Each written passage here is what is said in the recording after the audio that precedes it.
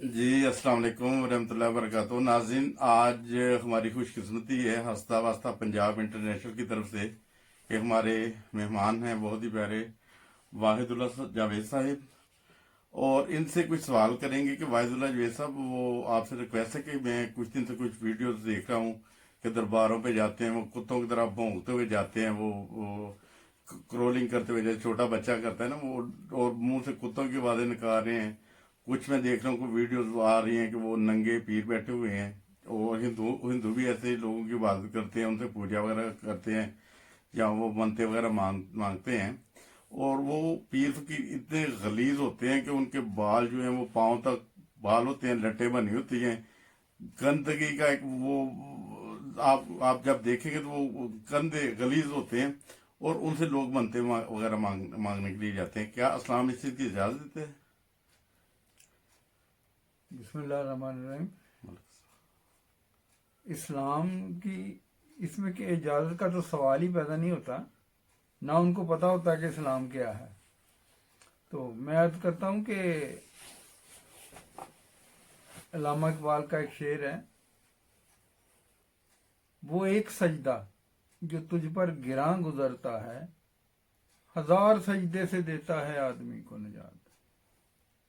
यानी कि तुम अगर अल्लाह ताला के आगे झुकते हो तो फिर जो इधर उधर तुम्हें सजदे करने पड़ते हैं उनकी कोई जरूरत नहीं। अगर तुम अल्लाह ताला के साथ ताल्लुक जोड़ लो तो बाकी ताल्लुक सारे टूट जाएंगे खुद ब खुद। अगर अल्लाह ताला के साथ ताल्लुक नहीं जोड़ोगे तो फिर तो मजबूरी है ना, फिर तुम्हारे ऐसे ही काम करने पड़ेंगे, भटकना ही पड़ेगा। भटकना ही पड़ेगा। अच्छा। वो सूरह फातिह में है ना जी। कि अनअमता अलैहिम, हमें ऐसा रास्ता दिखा जिस पर तू इनाम करे, नाम। और गैरुल मगदूब अलैहिम, उस रास्ते पे ना चला जाए ना जिस पे तू नाराज हो जाए। जब हम इनाम वाले रास्ते को छोड़ के मगदूब वाले रास्ते पे चलेंगे तो फिर यही कुछ करना पड़ेगा।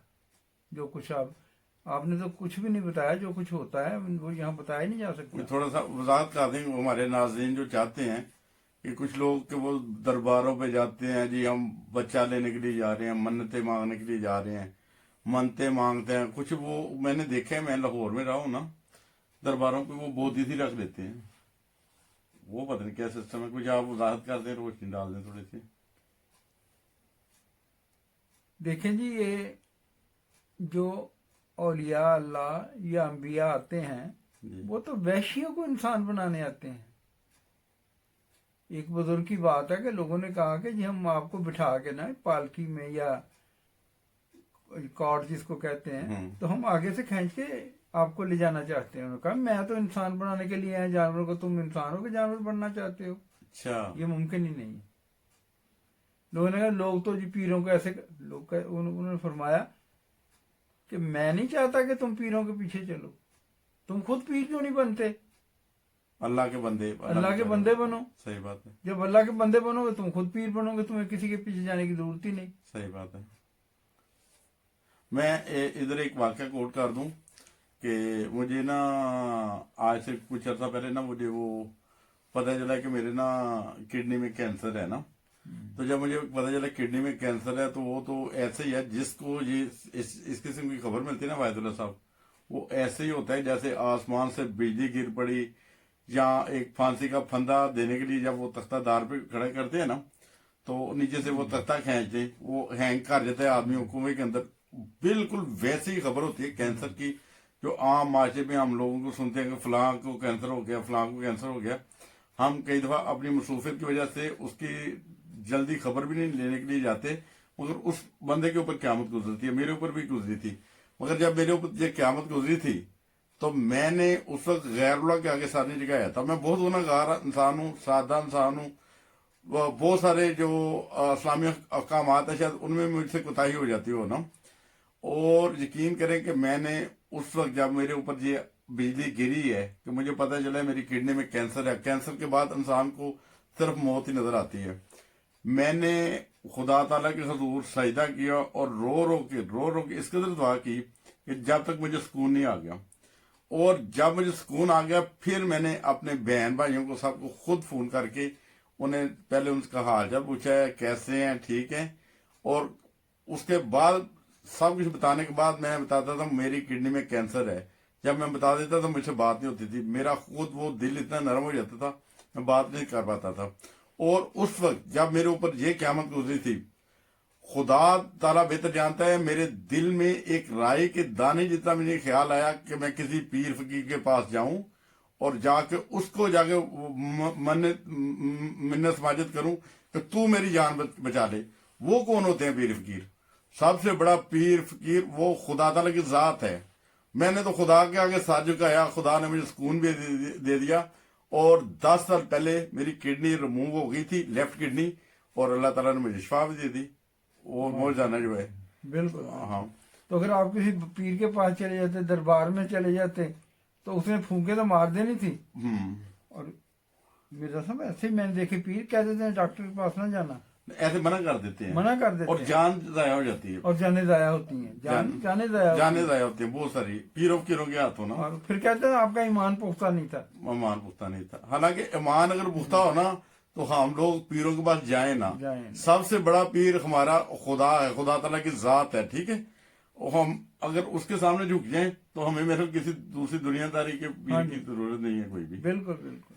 हाँ, और ये चीज, और ये हमारे माशरे में तो ये एक गलाजत की तरह है ये पीर फकीरी।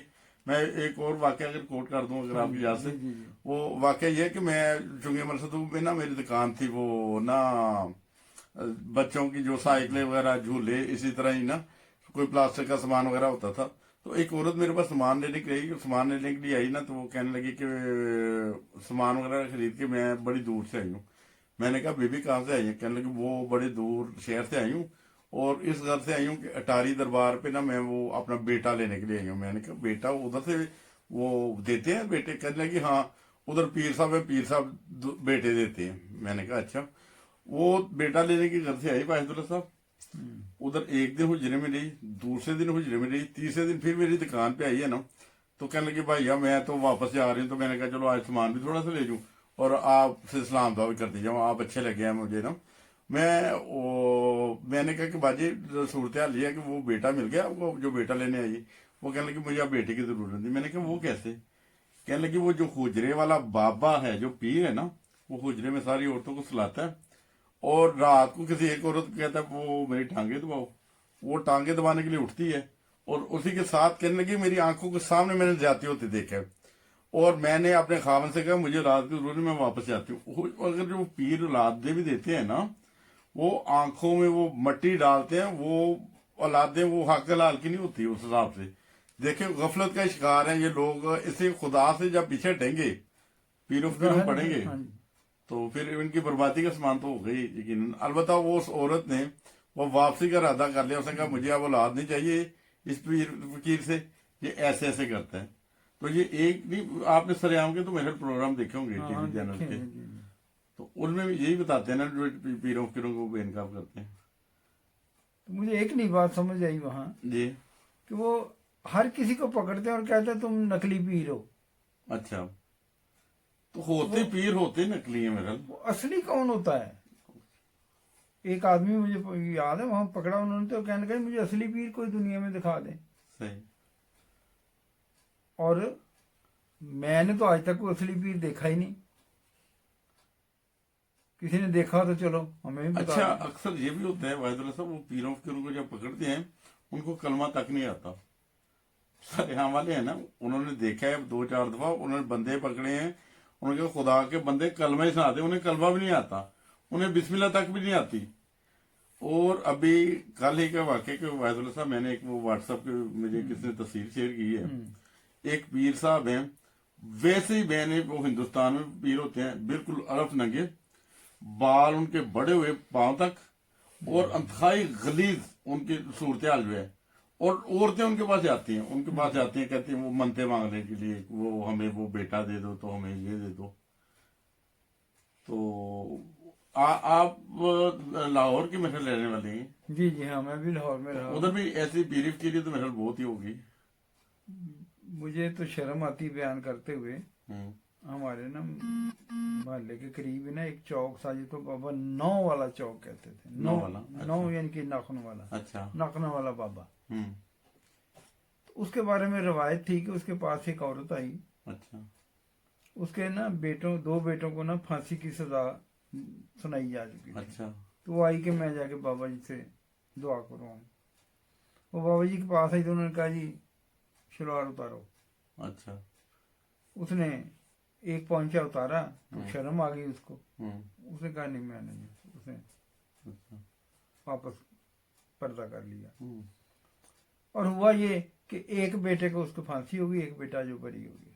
اچھا اب وہ سب کو یہ کہتی پھرتی تھی میں نے ایک پانچا اتارا تھا تو ایک بیٹا تھا وہ بچ گیا، آئے ہائے دوسرا اتار دیتی تو وہ بھی بچ جاتا۔ آئے ہائے اب وہ چوک اس بابے کے نام سے ہے۔ اچھا یہ تو ہمارے معاشرے کی حالت ہے۔ یہ معاشرے اس عورت نے یہ نہیں کہا کہ اس بندے نے بدکاری کے لیے کہا ہے، ہاں وہ عورت پھر بھی اس بابے کو مشہور کر رہی ہے۔ مشہور کر رہی ہے۔ آئے ہائے میں ایک کو پانچا لایا سی، ہاں ایک وہ تو بچ گیا، دوجا لا دیں تو دونوں بچ جائیں۔ اکثر میرے عورتیں جا کے دونوں ہی پانچے لا دیتی ہیں وہ بچانے کے لیے، مگر بچتا تو کوئی بھی نہیں ہے۔ پھر دیکھیں وہ تو عدالت کا فیصلہ ہوتا ہے نا۔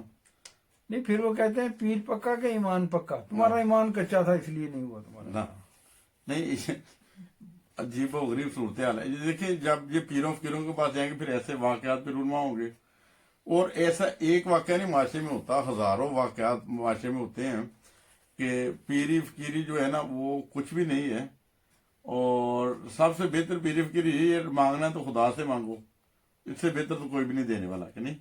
نہیں صاحب ایک بات ہے، آج ہر طرف سوچوں پہ قبضے ہیں، صحیح اور یہی مافیا سب سے بڑا ہے جس کو عربی میں طاغوت کہتے ہیں۔ طاغوت تاغوت مطلب ہی بتا دیں مجھے وہ۔ قرآن میں آتا ہے اچھا فَمَن يَغْفِرُ الطَّاغُوتَ، صحیح جو لوگ طاغوت کا انکار کرتے ہیں، اچھا فَمَن يَغْفِرُ الطَّاغُوتَ يُؤْمِنُ بِاللَّهِ، وہی لوگ ہیں جو اللہ پر ایمان لاتے ہیں۔ صحیح جو لوگ ان سب کیا ہے یہ بکواسیات جو کچھ بھی ہے، لغویات ہی ہیں۔ لغویات، جو ان سے منہ موڑ کے اللہ کی طرف جاتے ہیں وہی ایماندار ہوتے ہیں۔ صحیح بات ہے۔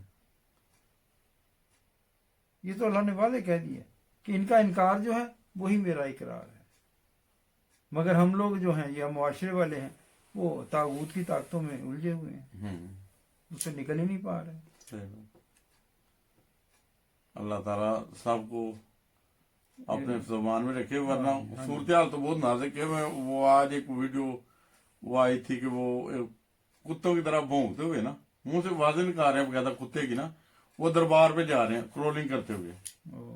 جہالت اس قدر بڑھ گئی، مگر خیرت تو اس بات کی ہے کہ بڑے بڑے عالم دین بھی ان کے اوپر کفر کا فتویٰ نہیں لگاتے، نہ یہ آ کے میڈیا میں بتاتے ہیں کہ اسلام کی تعلیم نہیں ہے، بابا آپ کتوں کی طرح رینگ رینگ کے جا رہے ہیں، نہ اس ننگے بابے کو کہتے ہیں کچھ، بلکہ اس کے پاس جوگ در جوگ لوگ جاتے ہیں اور بڑے بڑے پڑھے لکھے بھی جاتے ہیں۔ دیکھیں جی رسول پاک صلی اللہ علیہ وسلم جب تشریف لائے تو اس وقت عرب قبائل وحشیوں کی طرح تھے۔ صحیح بات ہے، جہالت تھی، بہت زیادہ۔ جہالت تھی، بالکل وحشی قوم تھی وہ۔ صحیح بات ہے۔ اور ان کی ایسی تربیت کی اور وہ ایسے پھر انسان بنے، بلکہ خدا نما انسان بنے، خدا نمان کہ صاحب، ساری دنیا کو پھر انہوں نے خدا دکھایا۔